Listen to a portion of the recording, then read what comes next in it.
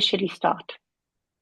Hi everyone, and welcome to KMGN's annual course, this year speaking about the journey from strategy through change management to impact.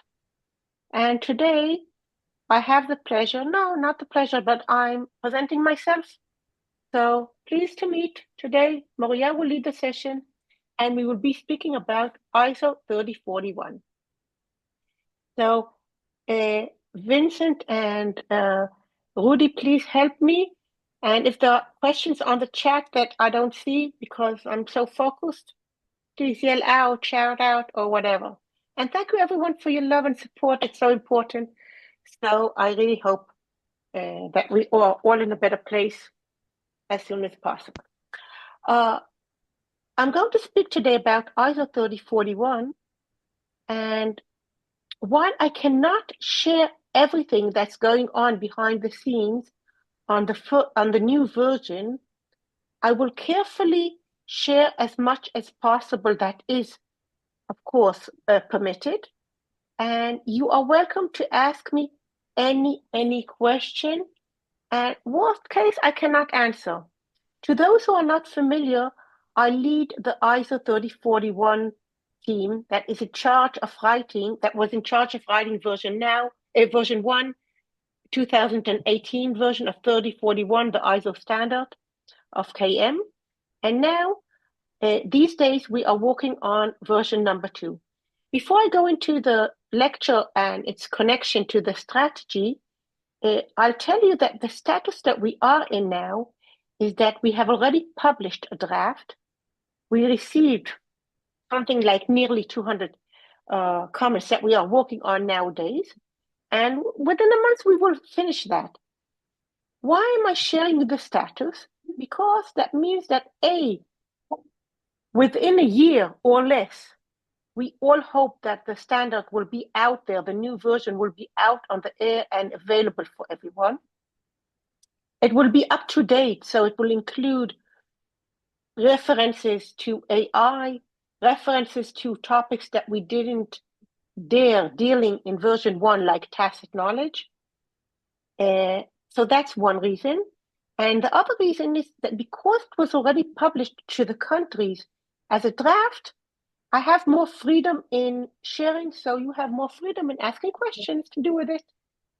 So after this very long introduction, I think it's time to share my screen. And here we go, ISO 3041. And I look at the standard or any standard in any management topic as a compass, as our North Star that leads us through the journey to our KM excellence. So now you understand the relevance to our course today. So first of all, what will I be speaking about? I'll give a very short introduction on the idea of standards. Then I'll speak about the standard, how it helps us in defining the journey, in defining I'll say the envelope, the environment that can help us towards in our journey of KM from strategy to impact.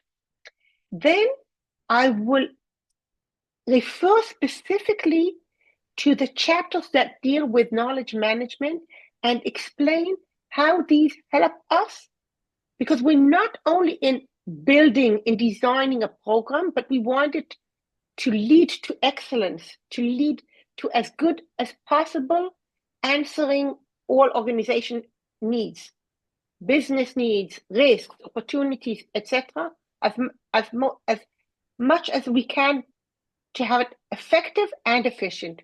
So I'll explain how the ISO standard helps doing that. Then I'll give you a bonus. I'll be speaking about some extra advantages, benefits on that we could find in the standard itself and that can be helpful in our journey. So that's the agenda for today, and I think it's time that we start. First of all, what is a management standard? So when we think about standards, we may be thinking about an elevator.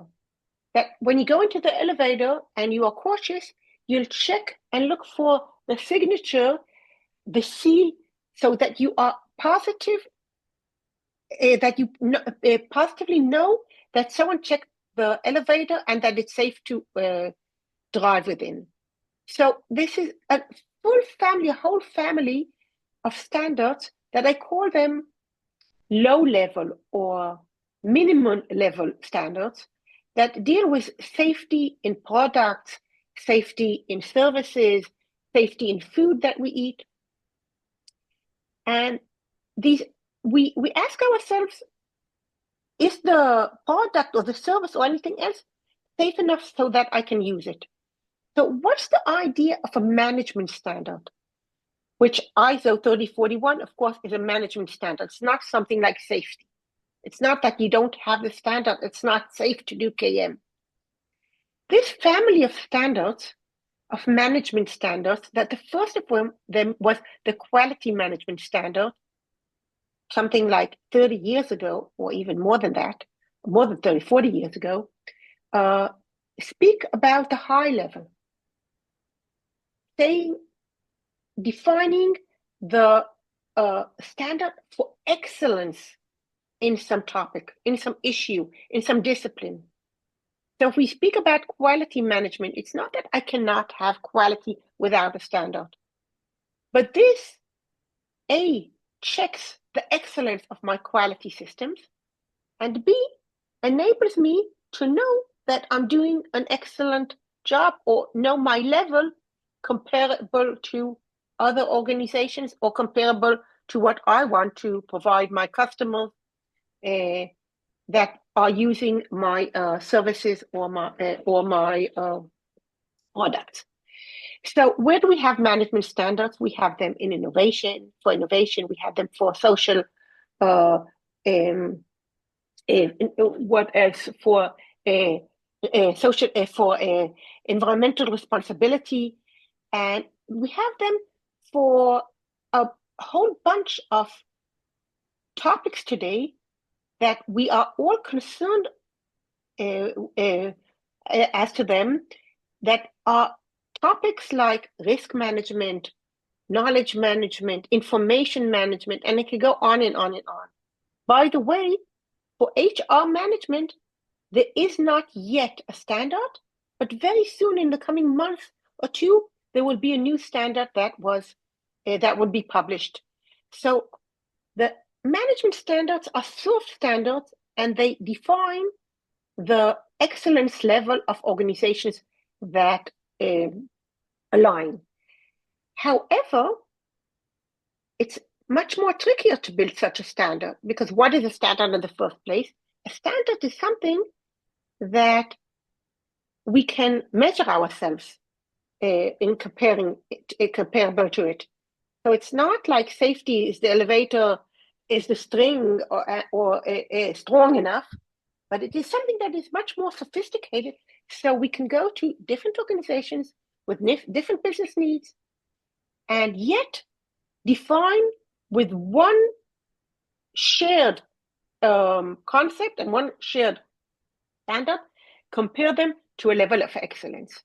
And that's ISO 3041.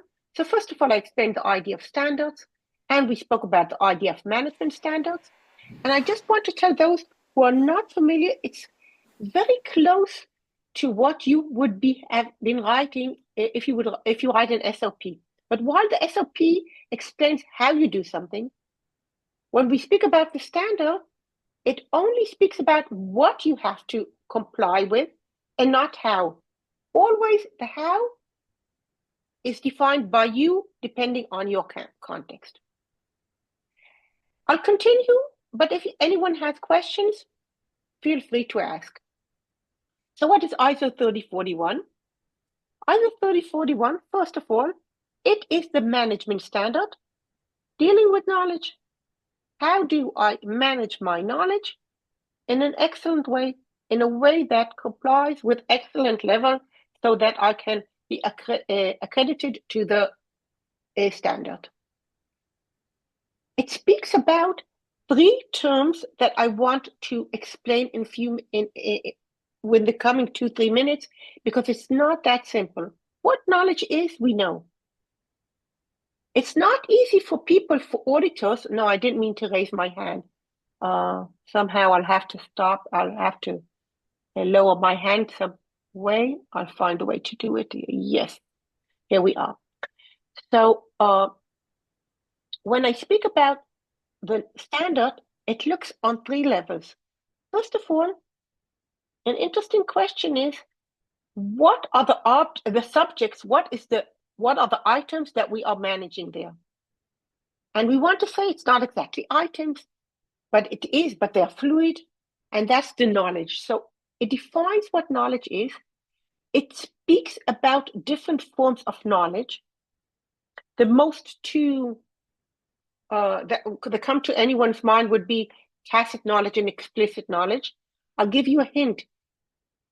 As we are looking always for consensus in terms, we do speak about tacit knowledge, but instead of speaking about explicit knowledge, which has different interpretations, it speaks about codified knowledge, but you can think on it in your heads as explicit knowledge. It's knowledge that has been codified. So these are 2 forms of knowledge. There are additional forms of knowledge. And for example, it speaks about the need to manage not only the explicit knowledge, the codified knowledge, but also the tacit knowledge. It's not that you cannot only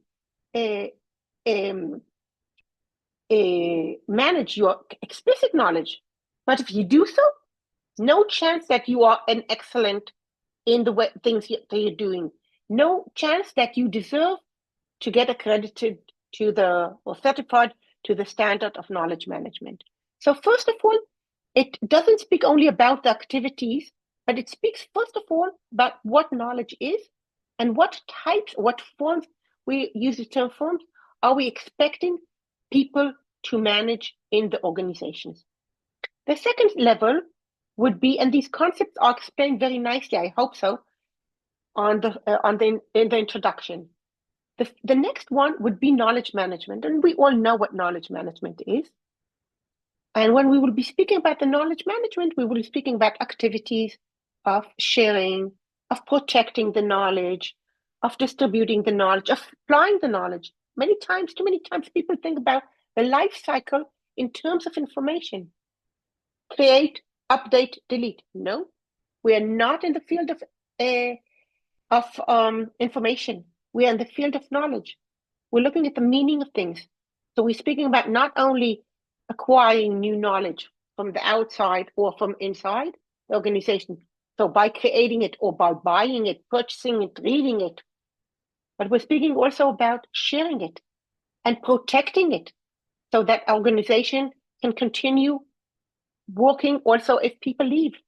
And it's also speaking about applying the knowledge, because it's not like a glass that once I have it, I have it. I have to use it so that I get my value. And the third term, and it's important that you understand it, so when you read the standard, you can really apply, you can really understand the ideas behind. So while you may be thinking that these 3 terms are synonyms, at one time we said knowledge, and one time it's knowledge management, and sometimes knowledge management system, there are very different terms that are related to one another. But as I explained, knowledge is a subject itself. Knowledge management is the discipline of handling systematically the knowledge in the organization so that it can achieve its objectives and protect itself and grow as much as possible. And the third term, knowledge management system, deals with and here I want to be very accurate, deals with all what is required so that it will work. So while people hear the term system and think about IT systems, nice, but that's only part of the story. System is governance, and system is HR, and system is support and resource, and a lot of things that do with having a full system the whole envelope, the whole environment, so that things can work together. Let's call it the envelope. So the KMS is the full system, it's us, the roles of the people, so that, because we know that knowledge management won't happen alone in the organization. So now that we have the introduction, we can ask ourselves, how can it help us? But before we ask this question, I want to introduce I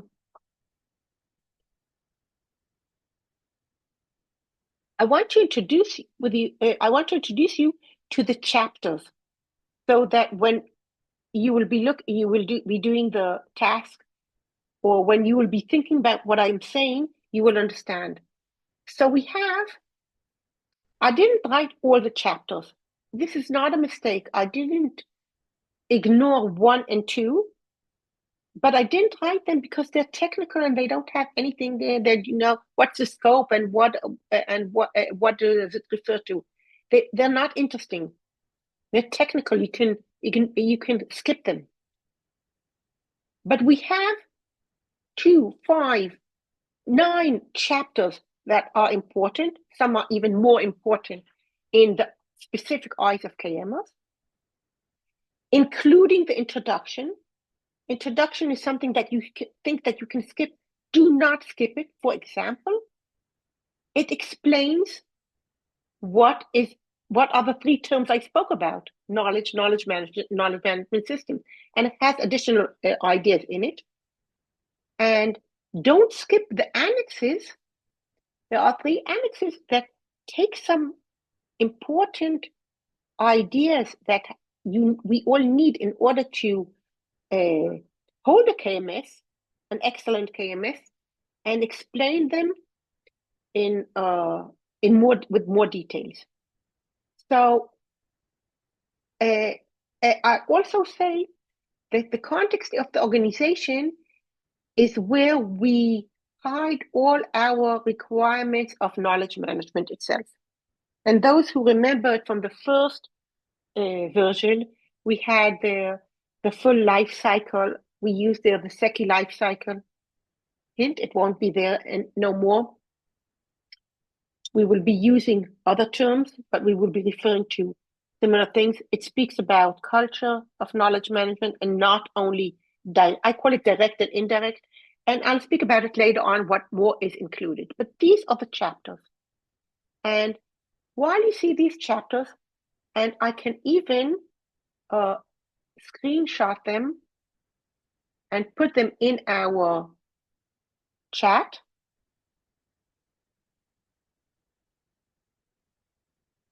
I think that we are now ready to ask ourselves, how can ISO 3041 strengthen a KM strategy that we are now building? So I'll stop the presentation and I'll move to the Miro board. I'll share with you, just a minute. I'll share with you the link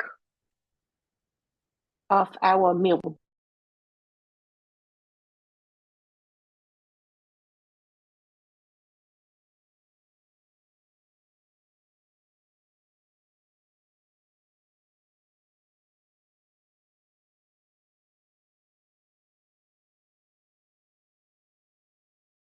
Moria, you muted yourself. Thank you. That was interesting. Always the one that's leading the session has to be to surprise people. So I found another way to surprise people. So just a minute. Thank you. I'll open the rooms so we can start, so we can go on. Open all rooms. Please take 10 minutes or even 8. Have you done the link, Moria, to yes, the it's in Miro? the chat. Yeah. Is it? What is the exercise? Take 10 minutes. I'm moving to the shelter because we have alarms here, and I'll continue with you for.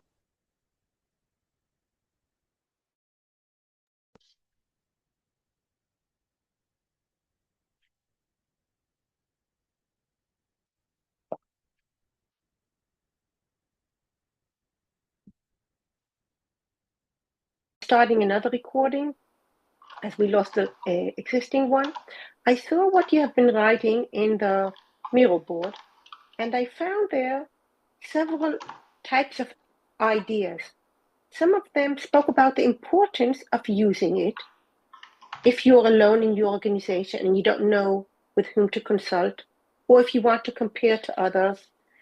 Some spoke about specific chapters that are helpful, and some spoke about some specific ideas that are mentioned within the standard. But I want to be more specific and to continue and show you where can we use it even more, being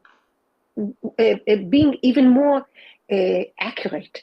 So I'll share my screen again. Here we go. Can you see my screen now? Yes. Wonderful. So first of all, I spoke about structuring KM strategy to success. And when we look at our journey from strategy to change management to impact, it's a journey, as we are speaking about already for 2 months. And this journey has several stages, but in all of them, please look at the chapters that can be helpful for us. Leadership. When do we need leadership? That's chapter 5. Along the way. When do we need support? Along the way. When we're speaking about support, please look, we're speaking about having resources. You want to have an excellent KM, you must have resources, people, budget, time, competence. People have to know what they have to do. You can't have a KMer that you don't send him once a year, or I don't know how and what frequency, to learn what is required in knowledge management. You have to work on the awareness of people. You have to work on the skills on how and with whom you do communication. You have to speak about the documentation of the KMS itself, of the system itself. I'm not speaking about us documenting our knowledge. So all these come under support. I'll continue. Planning. It's not enough that we have the leadership with us and we have the envelope, what I call the surrounding, the resources, the competence, the awareness, etc. We have to year by year plan and decide how we take what we have one step forward. So each of these chapters is not only an exclamation mark and a title. It has a lot of details that explain how to do it or what should be included within it. Operations. Performance evaluation. And last but not least at all in KM, or the idea of improvement. No matter what we do, no matter how a KM program looks, we have to check again and again how to fix it when some things work less good than we planned. And we have to ask ourselves how to improve it to take it to the next step. So each of these chapters can give us ideas or directions, may I say, on how to build our strategy and how to strengthen it along the way. I'll continue because I see that the time is flowing by. When I'm speaking about achieving KM excellence, I want to understand what that means and how the standard can help me in my journey in order to advance my level of KM. So I'll ask you, and I'll be glad if you can share on the chat, what do you think that can help advance KM excellence? Please try writing. We'll take a minute.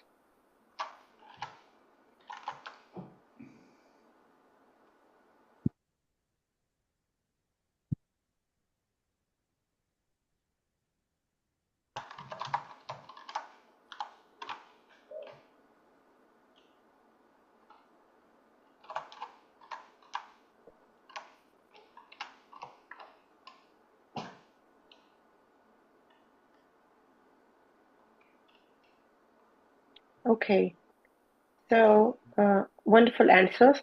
I'll go back.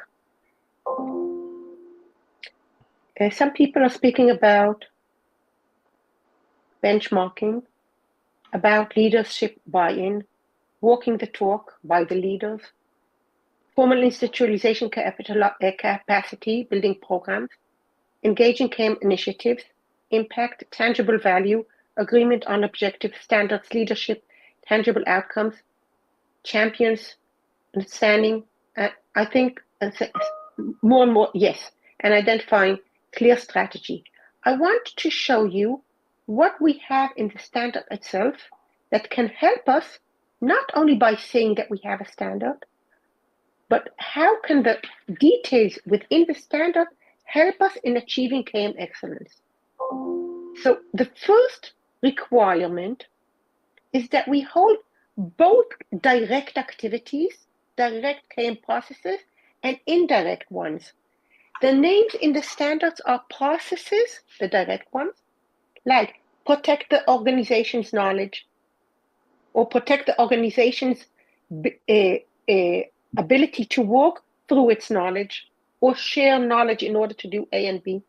These are direct processes. However, if we want to achieve KM excellence, that is not enough. Another clause is speaking about the indirect requirements, about holding an environment, nurturing the culture so that people do share. And that is the first tip I can give you to the KM excellence. Don't only focus on your processes, on your KM processes. Look around how you can nurture, how you can build the environment, nurture your culture, so that the sharing grows, so that the people create new knowledge. Because you cannot come with a requirement and say, define new knowledge, create new knowledge, but you can build a culture that strengthens it. So this would be the first thing. The second thing would be you can never look on one angle only. I do work with organizations that say we are on a level that we are only protecting our risk, protecting our organization from knowledge risk, knowledge-based risk. So we are only working on knowledge retention. That is fine. However, if you want to achieve KM excellence, that is not enough. If you want to achieve KM excellence, you can work on something more, but you have to give a full coverage of the protection, of the sharing, of the applying, of the creation of new knowledge, full knowledge life cycle. That doesn't stop here. If we want to achieve KM excellence, our strategy has to cover 3 main forms of knowledge management: tacit knowledge, codified knowledge, what you may call explicit knowledge. And I explained earlier that in order to be in the consensus, because different schools of thought interpret the term explicit knowledge in different ways, so we use here the term codified. Knowledge is embedded within programs, within people, within computer systems, within AI systems. We should address all of them. It's okay if you address only part. However, if you want to look for KM excellence, you have to have all these. Any questions? Not question. Only one remark. Tacit, codified, and embedded. I think one is already too much. Organization don't understand what knowledge management is, and if we are not very simple, that's become complex for them. So between codified and embedded, what is codified can be embedded and so on. So I wouldn't say codified slash embedded. In my position paper, I use only explicit, implicit. That's it. Uh, Otherwise, people don't understand. Alexander, we are Yes, looking Maria. how KMers can achieve the KM excellent. The readers of this standard should be KMers. These are not general people who want to understand.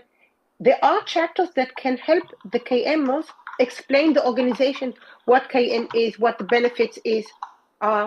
However, if you want to have excellence, you have to cover also embedded knowledge. You don't have to use these terms when you speak to management. That's fine. However, you have to cover it if you want to reach, to achieve, to aim to be excellent in KM. Use the terms that the organization understands. Fine. I'm with you. However, you, as an expert, I can speak with you in KM language. With them, I speak in simple and in business language. But in the standard, I define for the KM experts how excellent KM should look. I'm continuing. When we're speaking about achieving excellence, we are also speaking about not only what to cover, as I said, different types of knowledge, direct and indirect, but we're also speaking about guiding principles, how we will do it. We spoke about in this strategy last week. For example, when we spoke about Simon Sinek's start with why, and Vadim mentioned it. So we spoke about the why, the who, the what, and the who, how, explaining that the strategic how, not the tactical how, not the work plan, the strategic how of what are our guiding principles is essential to our success in the KM program. Why there is no requirement to do with what would be your guiding principles. When I'm saying you, it can be Alison, Marcus, Martin, Alexander, each one in one. Anyone should build these based on their organization.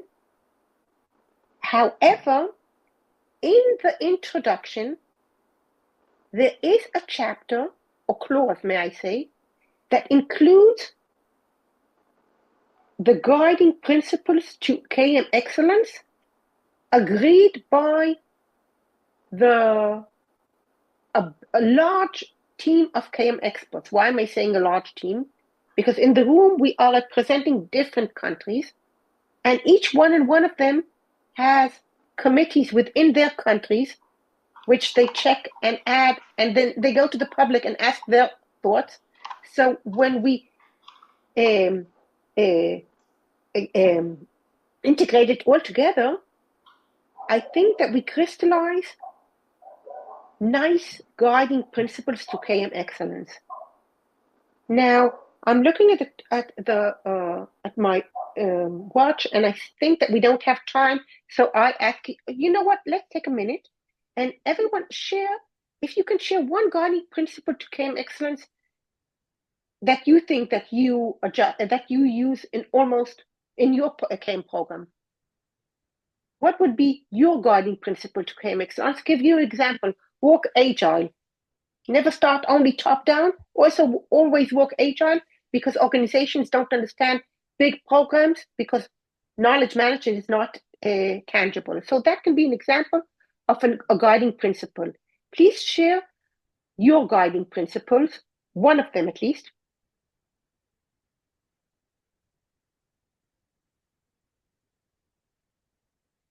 Participation, conversations.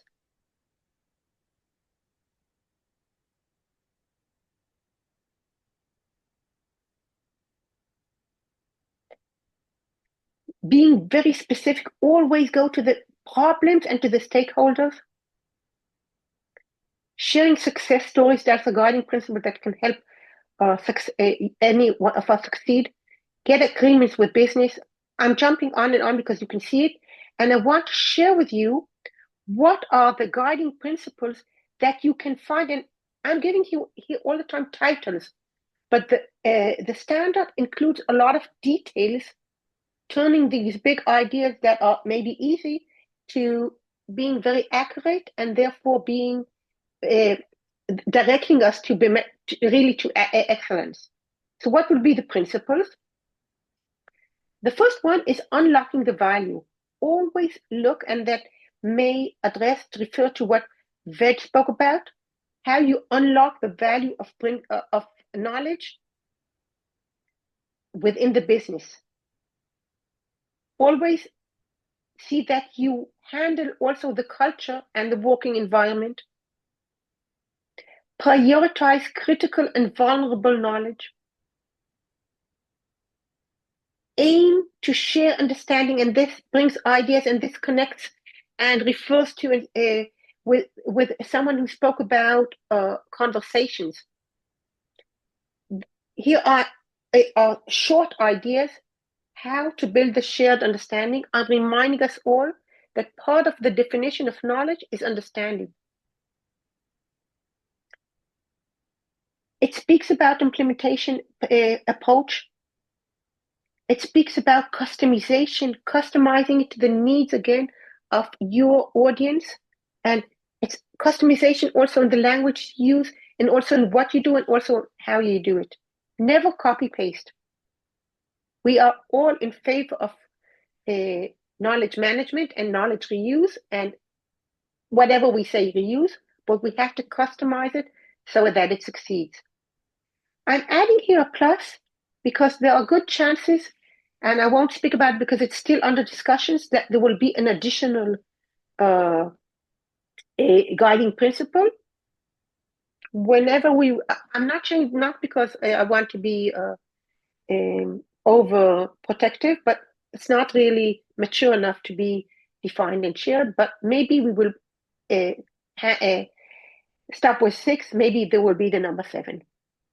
So this also can help us all guiding to our KM excellence.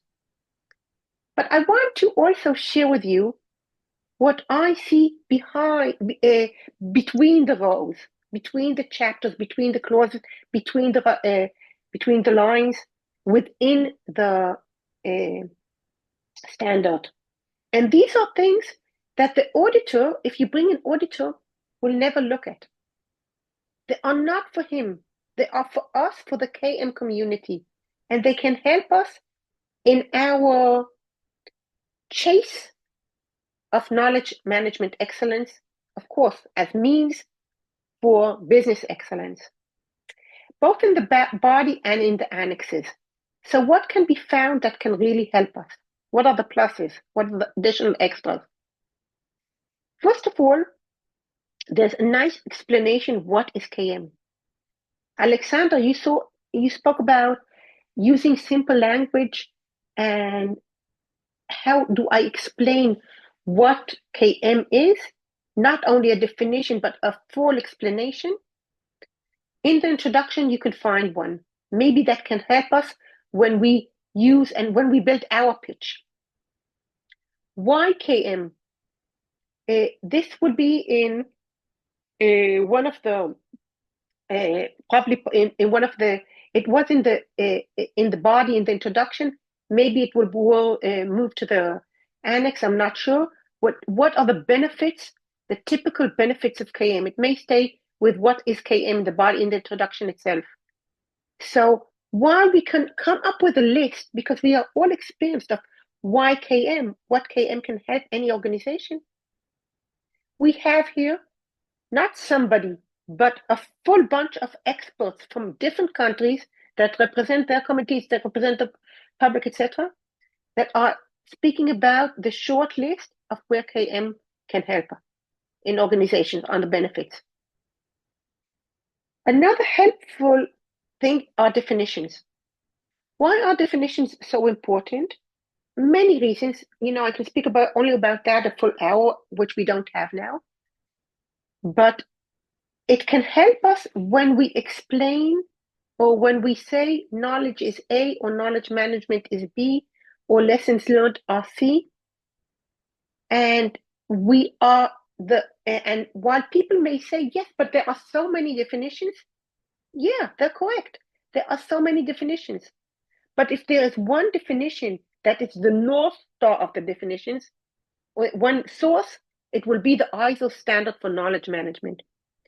And may I say that we sat also, another Judy from the team and myself, we sat in the ISO 9000 and ISO 9001 committees in order to see that our terms and definitions and requirements are reflected within 9001, and therefore next month, when the formal 9000 ISO 9001, the new one, will be published, you will see there that the 716 is refined, so it aligns one-to-one with our knowledge management standard.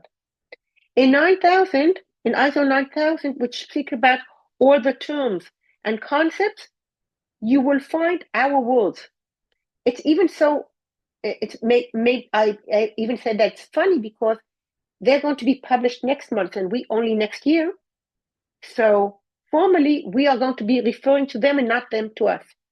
But that's fine for us because even in ISO itself, there are tons of standards and dozens of knowledge and knowledge management definitions.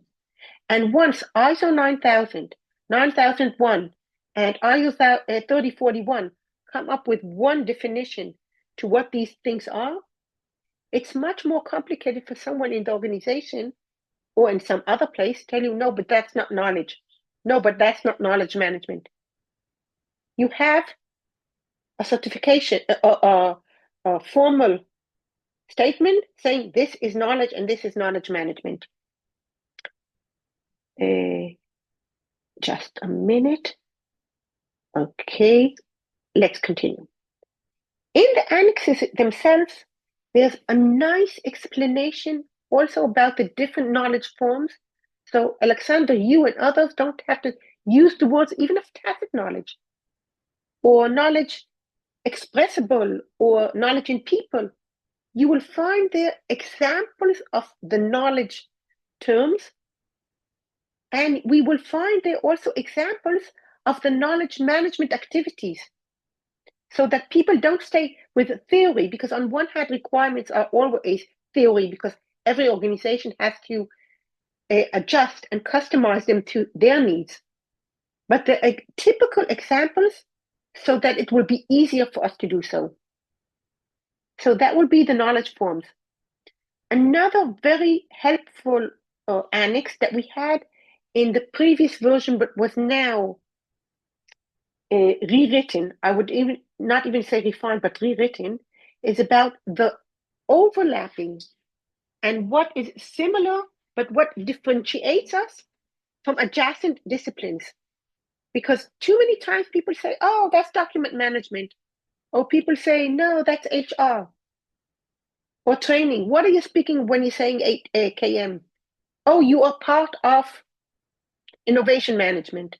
So no, we have here we have a one-pager, sort of one-pager for each of the 8 or 10 adjacent disciplines, explaining what they are, where are the similarities, what is there overlapping, and that's okay that there's some overlapping, but what differentiates us from them.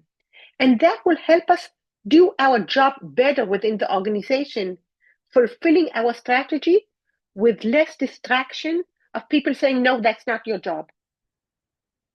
Last but not least, we are in a new era where people say, yes, you're part of AI, or KMs don't know how to utilize AI best for the organization.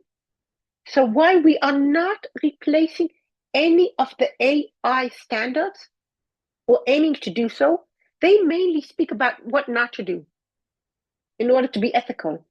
We speak mainly about what yes to do, how to implement it to leverage the knowledge of the organization for better business results. So that's it. We spoke about how to structure the strategy for success, support, resources, leadership, etc. And there are many details for each. There would be between 5 to 10 specific requirements or explanations. We spoke about what to cover if we want to achieve the highest level, not required always when we start, but if we want to achieve the highest level. And we spoke about the guiding principles, what will help us in order to achieve success, of course, about the extras. I want to end with this important message. I'm calling each one and one of us to start using ISO 3041 today, not tomorrow, not next year, now. You know, it can be a small step in the organization. It could be a strategic leap for KM excellence. And if anyone has questions, I've done it. As an organization, as the leader of the standard, I know each letter. I'm familiar with it. I sleep it. I'm with it 24/7.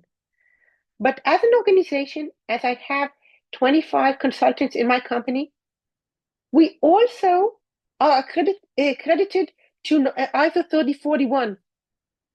Before there was 3041, it was to the Israeli relevant SII standard. Since there is 3041, we are certified every year, year after year, to 3041. It's already 11 years in a row. So if anyone has any questions, I'd be glad to help. Thank you.